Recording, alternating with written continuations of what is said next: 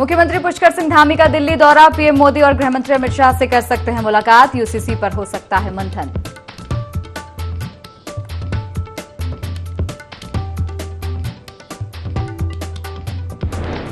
BJP core group की बैठक में कई महत्वपूर्ण फैसलों पर मुहर, पार्टी के मोर्चा अध्यक्षों की बैठक लेंगे बीएल संतोष, मीडिया प्रभारियों से भी करेंगे चर्चा।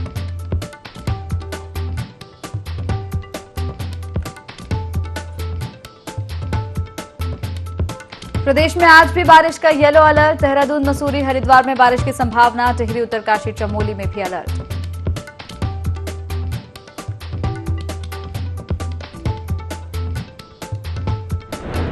बरसात में बढ़ा आई फ्लू और डेंगू का डर, बच्चों को स्कूल भेजने से कतराए अभिभावक, स्वास्थ्य विभाग को अलर्ट।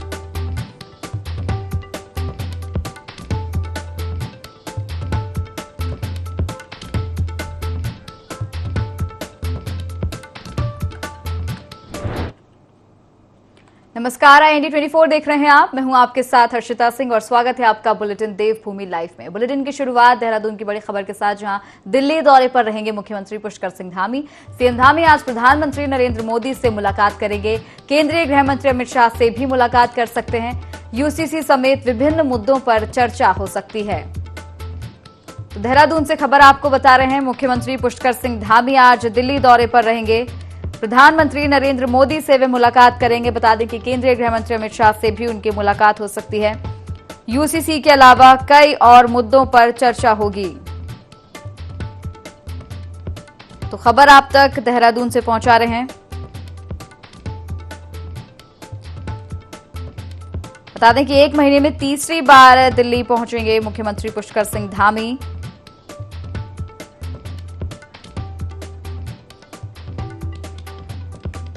इस खबर पर और ज्यादा जानकारी लेंगे, संवाददाता विनय सूद हमारे साथ लाइव जुड़ गए हैं। विनय, मुख्यमंत्री पुष्कर सिंह धामी आज दिल्ली दौरे पर रहने वाले हैं, क्या कुछ खास आज होगा? आपको बता दें कि प्रदेश के मुख्यमंत्री पुष्कर सिंह धामी जो है आज फिर से दिल्ली दौरे पर हैं और देखा जाए तो कल जिस तरीके से बीजेपी की कोर कमेटी की बैठक हुई है, उसके बाद अचानक से जो है सीएम धामी का दिल्ली दौरा जो है यहाँ पर एक तरह से देखा जाए तो यहाँ पर मंत्रिमंडल के विस्तार को लेकर के जो है यहाँ पर इसमें चर्चा हो सकती है और साथ ही साथ देखा जाए तो किस तरीके से जो है यूसीसी का जो ड्राफ्ट तैयार होना है उसको लेकर भी जो है यहाँ पर इस समय जो चर्चाएं हैं वो तेज हैं कि इन दोनों ही 2 से 3 जो यहाँ पर मुद्दे हैं उन पर यहाँ पर हरी झंडी जो है आज मिल सकती है। जी बिल्कुल, अगर बात करें यूसीसी को लेकर भी चर्चा की जा सकती है।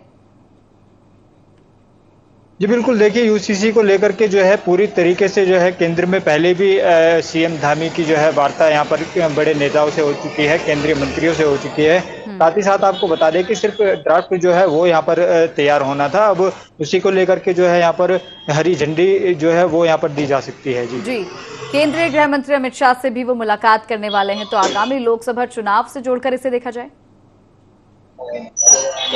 बिल्कुल, देखिए आगामी लोकसभा के जो चुनाव होने हैं उसको लेकर भी जो है बीजेपी पूरी तरीके से यहाँ पर मुस्तैदी के साथ काम करती हुई नजर आ रही है और जिस तरह से कल कोर कमेटी की जो यहाँ पर बीजेपी की जो बैठक हुई है उसमें जो है कई अहम फैसले जो है यहाँ पर लिए गए हैं कि किस तरीके से जो है लोगों के बीच में यहाँ पर जाना है, जनता से संवाद करना है। सभी तमाम ऐसे मुद्दे रहे हैं जिनको लेकर के यहाँ पे बीजेपी की कल बैठक हुई है और केंद्रीय मंत्री की भी अगर यहाँ पर बात की जाए तो अमित शाह से जो है आज धामी की यहाँ पर मुलाकात होने वाली है और इसमें क्या कुछ अहम और उत्तराखंड के लिए रहने वाला है ये अभी देखना बाकी है। बिल्कुल बिना देखा जाए तो बैक टू बैक दौरे हो रहे हैं मुख्यमंत्री पुष्कर सिंह धामी के दिल्ली के, और देखा जाए तो ये तीसरा दौरा है। पीएम मोदी से मुलाकात करेंगे, गृह मंत्री से मुलाकात करेंगे, तो ये तीसरा दौरा अभी तक के दौरों से कैसे अलग और महत्वपूर्ण हो सकता है?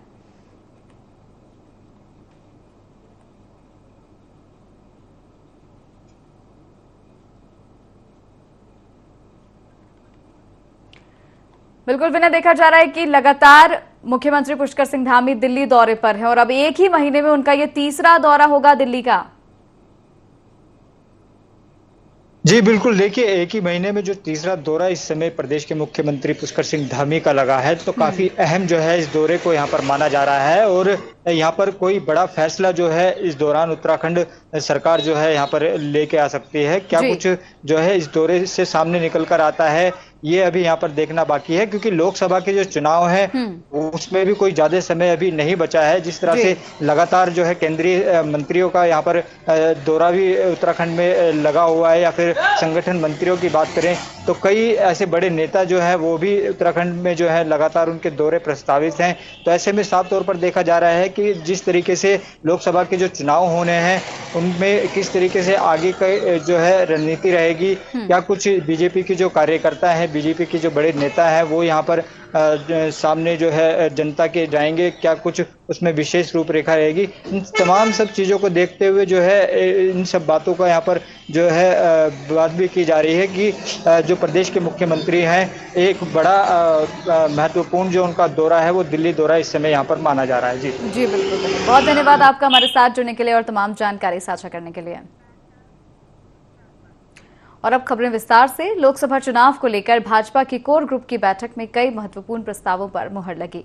इस दौरान भाजपा प्रदेश अध्यक्ष महेंद्र भट्ट ने बताया कि पार्टी 9 अगस्त से 15 अगस्त तक अमृत कलश यात्रा निकालेगी। इस साल भी तिरंगा यात्रा निकाली जाएगी। मेरी माटी मेरा देश के तहत कार्यक्रम का आयोजन किया जाएगा। सभी सांसद अपने क्षेत्रों में रात्रि प्रवास करेंगे। वहीं SC/ST सम्मेलन का भी आयोजन किया जाएगा। भाजपा प्रदेश अध्यक्ष महेंद्र भट्ट का कहना है कि कोर कमेटी की बैठक में कई प्रस्ताव पर चर्चा हुई है, जिसके तहत पार्टी नए कार्यक्रम चलाएगी। रूप से इस वर्ष भी हर घर तिरंगा इस कार्यक्रम को फिर हम व्यापक विस्तार रूप में हम लेंगे। पूरे देश में अमृत सरोवर बने हैं और हमने तय किया है कि हम लोग हर ग्राम पंचायत के तालाब के बगल में जो उस क्षेत्र के चाहे कारगिल शहीद हों, भिन्न क्षेत्रों में विभिन्न उपलब्धियों वाले व्यक्ति हों जो आज दुनिया में नहीं है, उनके शिलापट के साथ उनका स्मरण उस गांव में बना रहे, इस कार्यक्रम को हम लोग लेने वाले हैं। मेरा देश मेरी माटी, उस माटी को लेकर अमृत कलश यात्रा ये निकलेगी और बड़ी संख्या में SC समाज है, ST समाज है, उनके अलग अलग पक्ष हैं, उन सब के भी बड़े बड़े सम्मेलन इस हम लोग करेंगे और प्रदेश सरकार केंद्र सरकार उपलब्धियों को बूथ स्तर पर ले जाकर और रात्रि प्रवास करके प्रत्येक कार्यकर्ता बूथ को सतर्क करने का भी हम लोग। बागेश्वर के पपों गांव में खड़िया खदान के गड्ढे नहीं भरने से ग्रामीणों के मकान खतरे में हैं। लगातार हो रही बारिश से जमीन खिसक रही है, जिसके कारण कभी भी कोई भी दुर्घटना हो सकती है। वहीं प्रशासन को सूचना होने के बावजूद भी प्रभावित परिवारों तक कोई मदद नहीं पहुंचाई जा रही है, जिसको लेकर पूर्व विधायक ने प्रशासन से अपील की है कि जल्द से जल्द ग्रामीणों को प्रशासनिक मदद पहुंचाई जाए।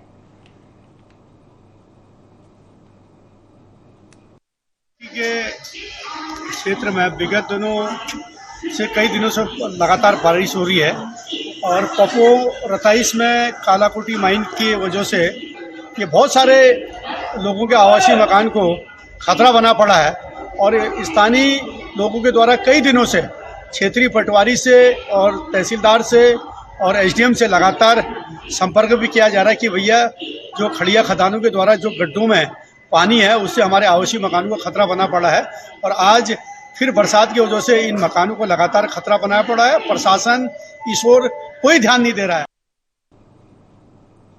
टनकपुर राज्य परिवहन निगम डिपो और लोहाघाट डिपो में कार्यरत संविदा कर्मियों ने उत्तरांचल परिवहन मजदूर संघ के बैनर तले मुख्यमंत्री को ज्ञापन सौंपा और संविदा कर्मियों को कर्मचारी राज्य बीमा निगम के तहत सुविधाएं दिए जाने की मांग की। संविदा कर्मियों का कहना था कि उत्तराखंड में गढ़वाल और कुमाऊं क्षेत्र के अधिकांश जिलों के कर्मचारियों को ESIC कर्मचारी राज्य बीमा निगम की सुविधाएं मिल रही हैं, इसलिए चंपावत, पिथौरागढ़ जैसे सीमांत जिलों में कार्यरत अल्प वेतनधारी संविदा कर्मियों को भी ये सुविधा प्रदान की जाए, जिस पर भाजपा प्रदेश कार्यकारिणी सदस्य हर्षवर्धन सिंह रावत ने सभी संविदा कर्मियों को आश्वासन दिया कि जल्द ही मुख्यमंत्री के सामने मांग प्रस्तुत की जाएगी।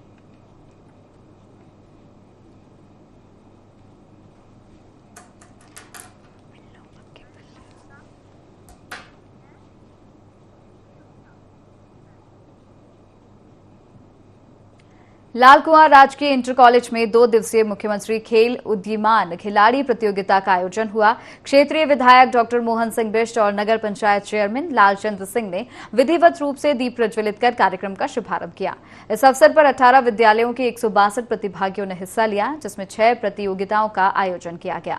600 मीटर की दौड़ प्रतियोगिता में कई वर्गों के स्कूली बच्चों ने हिस्सा लिया। 2 दिवसीय प्रतियोगिता में forward bend, medicine ball, broad jump, flying run दौड़ प्रतियोगिता आयोजित की गई।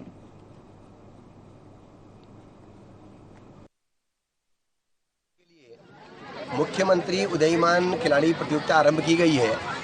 इसका उद्देश्य हमारे विद्यालय के बच्चों को एक प्लेटफॉर्म देना है ताकि उनकी जो प्रतिभा है वो आगे आए और उनको एक मंच मिले।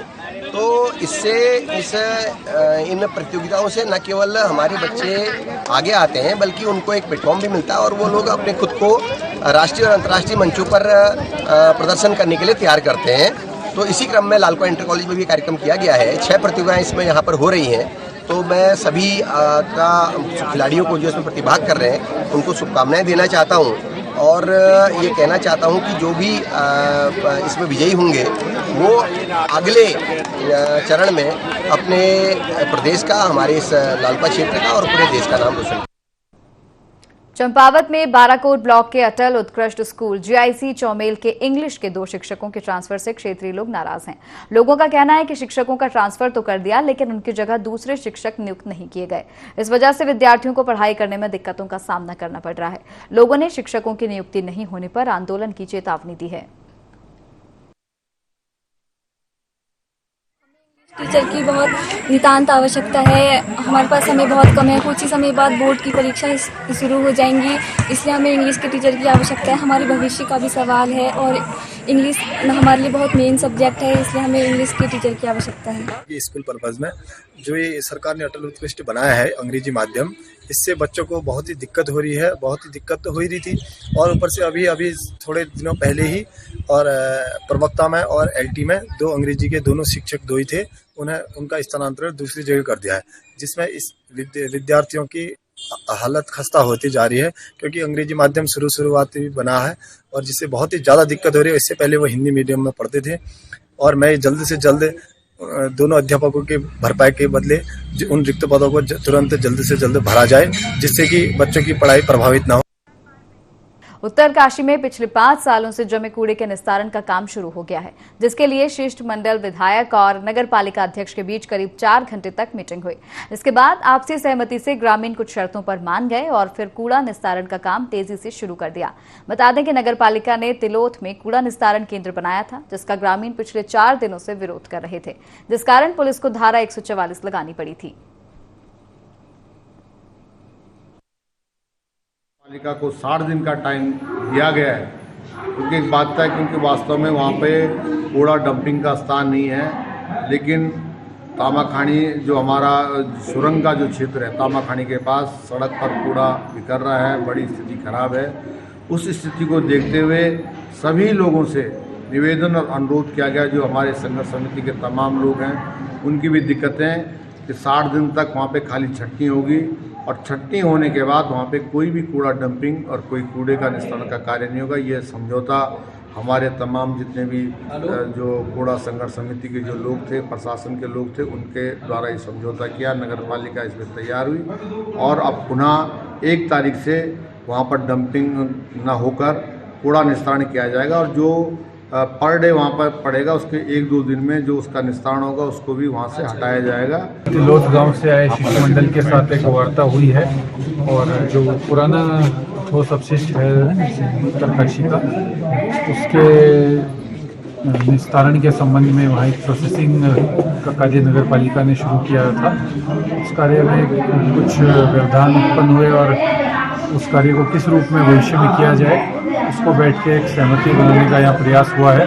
कुछ शर्तें तय हुई है और उसके अधीन पालिका काम करे, ऐसी अपेक्षा पालिका से भी की गई है और उसी आशय का एक समझौता यहाँ पर हुआ है और ये आने वाले समय में ये कार्य शीघ्र संपन्न हो, इसके लिए जिला प्रशासन द्वारा भी नगर पालिका को निर्देशित किया गया।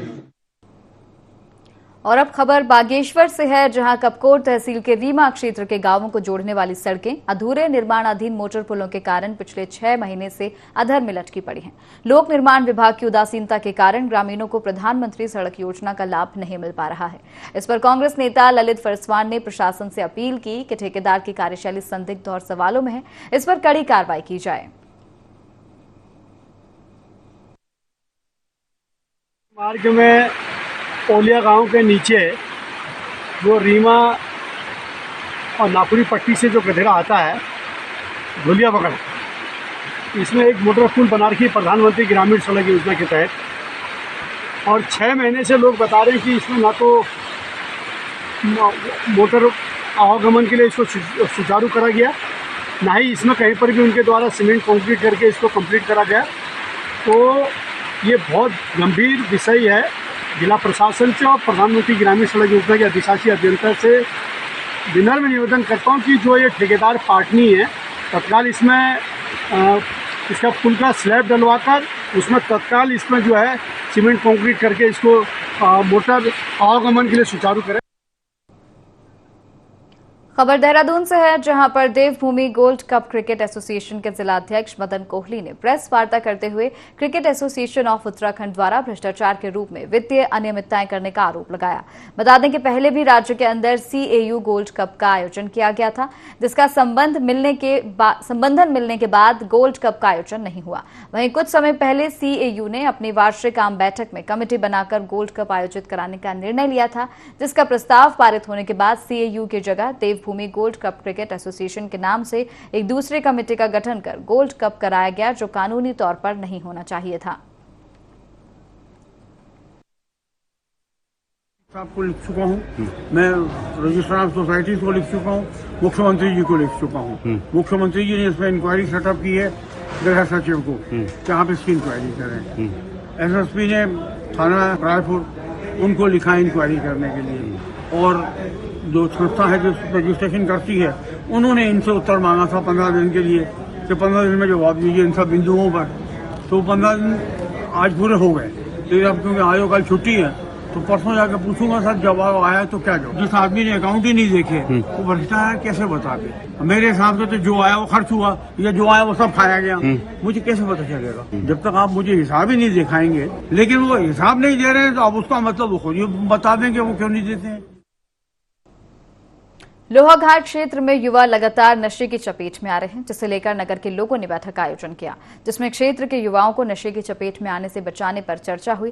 साथ ही 13 अगस्त को मौन जुलूस निकालने का निर्णय लिया गया। साथ ही डीएम और एसपी से मिलकर नशे के सौदागरों के खिलाफ कड़ी कार्रवाई की मांग की जाएगी। वहीं नशे के खिलाफ आंदोलन में समाज के हर वर्ग के साथ मातृशक्ति और युवाओं का सहयोग लिया जाएगा। इसके अलावा स्कूलों और अन्य जगह जाकर जागरूकता अभियान चलाया जाएगा।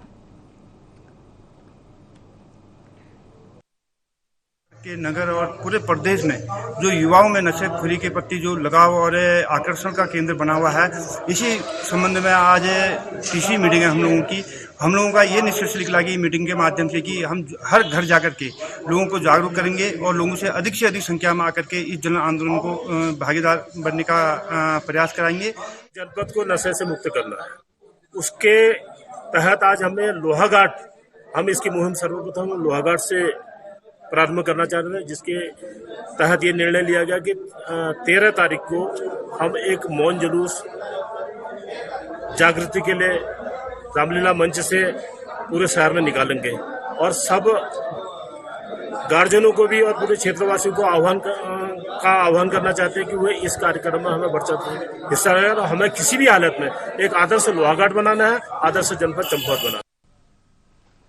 राजकीय प्राथमिक विद्यालय मुजाहिदपुर सतीवाला गांव में स्वास्थ्य जांच शिविर का पूर्व विधायक ज्वालापुर सुरेश राठौड़ और एसडीएम भगवानपुर और साथ ही अमरीश सैनी जिला मंत्री भाजपा ने उद्घाटन किया। जिस तरह से पर्यावरण और वातावरण प्रदूषित हो रहा है, लोगों में बीमारियों का खतरा भी बढ़ रहा है। इनसे बचने के लिए सभी लोगों को हर 6 महीने में अपने शरीर का स्वास्थ्य परीक्षण कराना चाहिए। पूर्व विधायक सुरेश राठौड़ ज्वालापुर ने बताया कि राजकीय प्राथमिक विद्यालय मुजाहिदपुर सतीवाला गांव में स्वास्थ्य जांच शिविर का आयोजन किया गया, जिसमें 300 के करीब लोगों ने पहुंचकर स्वास्थ्य जांच शिविर का लाभ उठाया।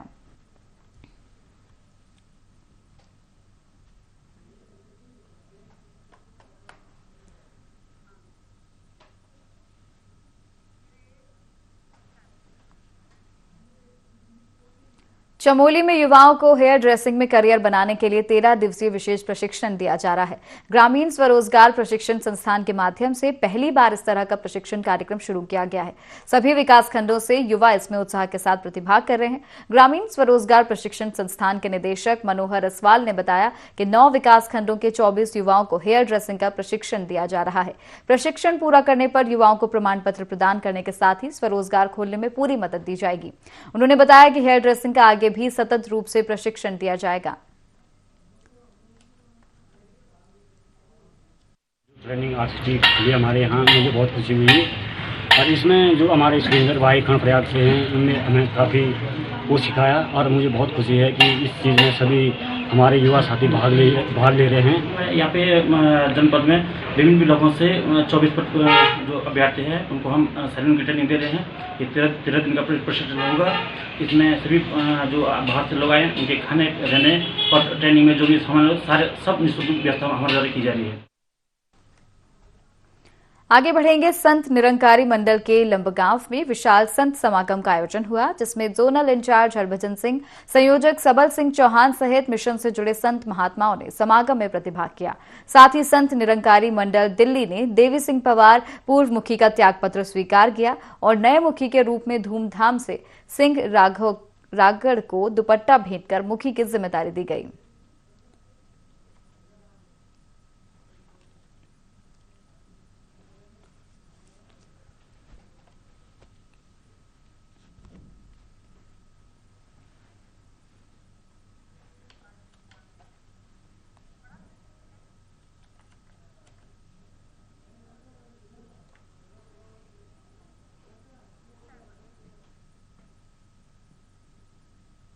हरिद्वार में मोतीचूर रेलवे स्टेशन के पास शेर का एक झुंड नजर आया, जिसे स्थानीय लोगों ने कैमरे में कैद कर लिया।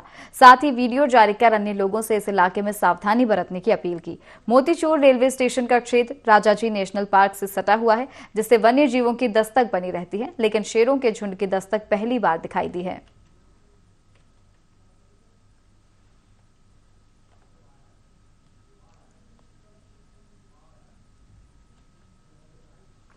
तो देखिए तस्वीरें आपको हरिद्वार से बता रहे हैं, जहां पर मोतीचूर रेलवे स्टेशन के पास शेरों का झुंड देखा गया। इसका वीडियो लोगों ने बनाया और बाकी लोगों को भी दिखाया। वायरल ये वीडियो किया गया ताकि लोग सतर्क रहें, इस इलाके में सावधानी से निकलें।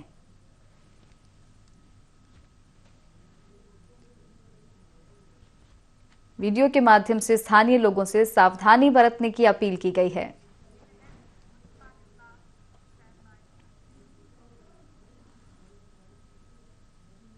प्रधानमंत्री नरेंद्र मोदी ने 51 वाइब्रेंट विलेज की 34 ग्राम पंचायतों के प्रधान और उनकी पत्नियों को स्वतंत्रता दिवस के मौके पर लाल किले में होने वाले कार्यक्रम के लिए आमंत्रित किया है। ऐसे में अब राज्य सरकार आईटीबीपी की मदद से इन सभी विशेष आमंत्रित अतिथियों को 15 अगस्त को दिल्ली भेजने की तैयारी में है। वाइब्रेंट विलेज की नोडल अधिकारी नितिका खंडेलवाल ने बताया कि प्रदेश के 51 सीमावर्ती गांवों को वाइब्रेंट विलेज के तौर पर चुना गया है। इन गांवों के विकास के लिए बड़े पैमाने पर योजनाएं बनाई गई हैं। उन्होंने बताया कि सभी प्रधानों को आईटीबीपी की गाड़ियों की मदद से दिल्ली भेजने की योजना है। इसके लिए आईटीबीपी से बातचीत हो रही है।